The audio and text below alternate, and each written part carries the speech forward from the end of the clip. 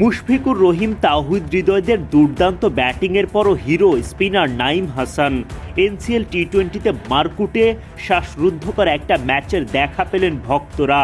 ৩৯২ রানের একটা টি-20 ম্যাচ, যার শেষের নাটকে হৃদয়দের ব্যাটে ছক্কার ঝড়, নাইমের স্পিন জাদু, টানটান উত্তেজনার শেষ ওভারে ১৩ রান আটকে চট্টগ্রামকে জয় এনে দেন নাইম হাসান।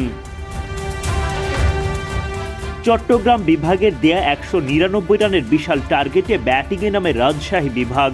প্রথম ওভারেই অধিনায়ক নাজমুল শান্তকে হারিয়ে ফেলে রাজশাহী, সাথে তুলতে পারে মাত্র ৫ রান। অধিনায়ককে হারালেও মারকুটে ব্যাটিং চালিয়ে যেতে থাকেন হাবিবুর রহমান সোহান। তৃতীয় ওভারের শুরুতে ইরফানকে ছক্কা হাঁকিয়ে ভালো কিছুর আভাস দেন সোহান।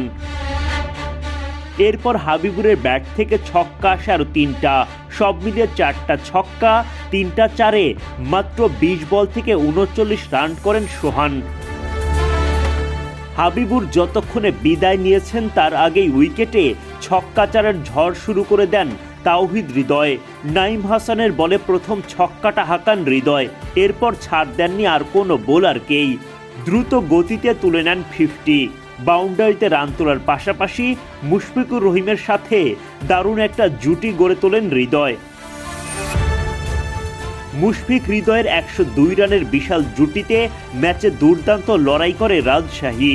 বড় টার্গেট হলো ম্যাচটা জমে ওঠে দারুণভাবে। যদিও রাজশাহীর জন্য বিপদ নামে মুশফিকুর রহিমের বিদায়ে। দল যখন জয় থেকে মাত্র ২২ রান দূরে, তখন উইকেট হারান মুশি। ৩১ বল থেকে ২টি ছক্কা ও ৪টা চারের সাহায্যে মুশফিক করেন ৪৬ রান। ব্যক্তিগত 50 মিসের সাথে সাথে দলের জন্য বিপদ বাড়ান মুশি। শেষ ওভারে রাজশাহীর যখন দরকার মাত্র ১৩ রান, তখন অঘটন ঘটান তাওহিদ হৃদয়। হিরো বনে যান বোলার নাইম হাসান। নাইমকে ছক্কা হাঁকাতে গিয়ে একেবারে বাউন্ডারি লাইনে ধরা পড়েন হৃদয়। তখন থেকে জয়ের স্বপ্ন ফিকে হয়ে যায় রাজশাহীর। ৫০ বল খেলে ৬টা ছক্কা ও ৩টা চারে হৃদয় করেন ৬৯ রান। হৃদয়ের বিদায়ের পর শেষ ওভারের সমীকরণ আর মেলাতে পারেনি রাজশাহী। চট্টগ্রামের জন্য ম্যাচ জয় নায়ক বনে যান নাইম। শেষ ওভারে মাত্র ৮ রান খরচায় তোলেন ২টা উইকেট, সাথে ওই ওভারে আসে একটা রান আউট। রাজশাহীকে ১৯৪ রানে আটকে ৪ রানের জয় পায় চট্টগ্রাম।